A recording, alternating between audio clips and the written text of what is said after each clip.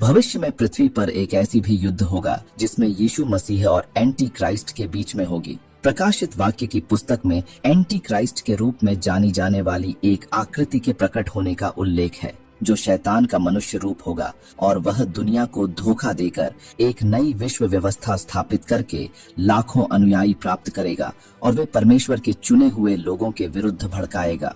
और जब anti Christ का साम्राज्य विश्वासियों पर हमला करना शुरू करेगा तो स्वर्ग का एक बड़ी दरवाजा खुलेगी और यीशु अपनी स्वर्गदूतों की सेनाओं के साथ धरती पर उतरेगा। बाइबल कहती है कि एंटी क्राइस्ट के सेनाओं का प्रयास व्यर्थ होगा क्योंकि वे पृथ्वी पर यीशु से पराजित होंगे। नंबर 2, यीशु मसीह के दूसरी आगमन से पहले जब तीसरी तुरही बजेगी तो स्वर्ग से एक तारा गिरेगी। संभवतः वह तारा एक गिरा हुआ देवदूत होगा जिसके गिरने से धरती पर बहुत गहरा गड्ढा होगा और नदियां और झरनों का पानी जहरीला हो जाएगा।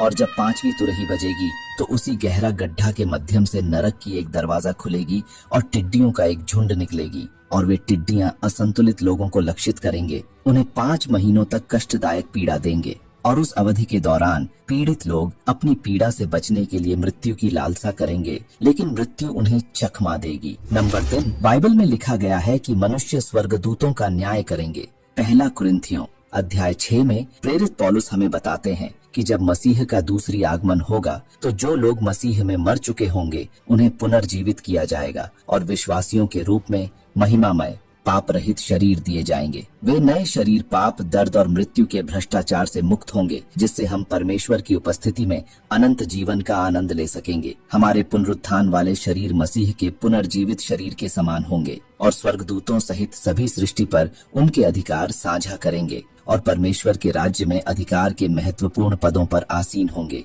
यह अधिकार स्वर्गदूतों सहित सभी सृष्टि पर लागू होगा। विश्वासी नए यरूशलेम में रहेंगे जो नई पृथ्वी पर एक शानदार शहर होगा जहां परमेश्वर अपने लोगों के साथ रहेंगे, अपने शाश्वत राज्य में विभिन्न भूमिकाएं निभाएंगे।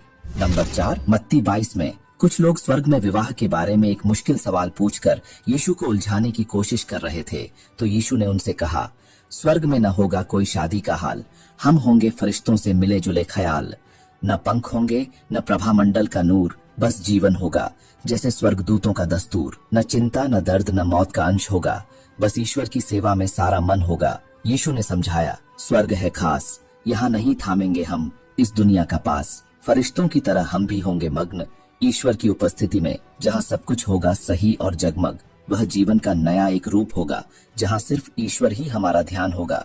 यहाँ पर जब यीशु ने कहा कि हम स्वर्गदूतों की तरह होंगे तो वह एक ऐसे जीवन के बारे में बात कर रहे थे जहां हम पूरी तरह से ईश्वर पर ध्यान केंद्रित करेंगे। और जाने से पहले अगर आप भी मेरी तरह यीशु मसीह से प्रेम करते हैं तो कमेंट में आमीन लिखना न भूलें।